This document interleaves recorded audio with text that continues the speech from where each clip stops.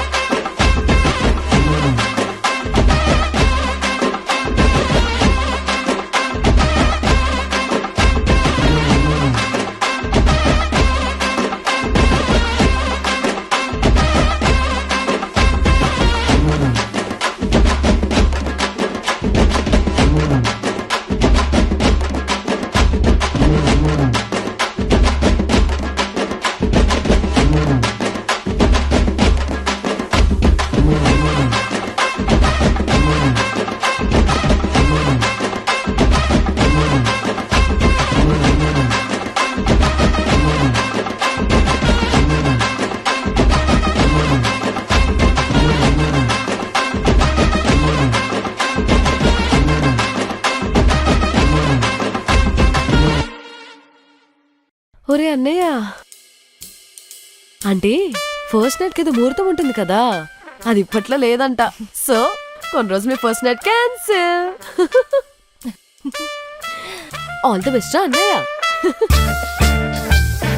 Chinnu, coffee వద్దు milk తాగుతానని చెప్పావు కదా, మిల్క్ తీసుకొని రానా? ఏం బుర్రేనిది, ఏం అవసరం లేదు. వెళ్ళు.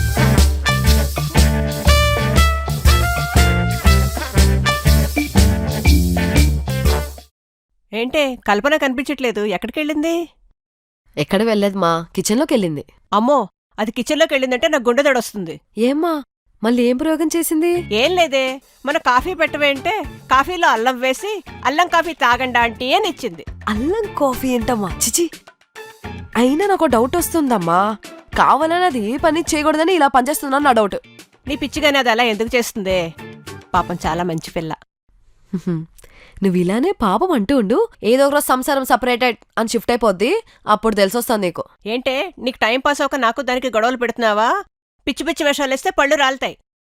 అంటే మరీ మిమ్మల్ని విడగొడదామని కాదు మమ్మీ, ఏదో సరదాగా దాన్ని ఏడిపిద్దాం అనుకుంటున్నాను అంతే. ఏంటే సరదా? ఈ సరదాని ఏదో ఒకరోజు కొంప ముంచుతుంది. ఏంటంటే సరదా అంటున్నారు? ఏం ప్లాన్ చేస్తున్నారు?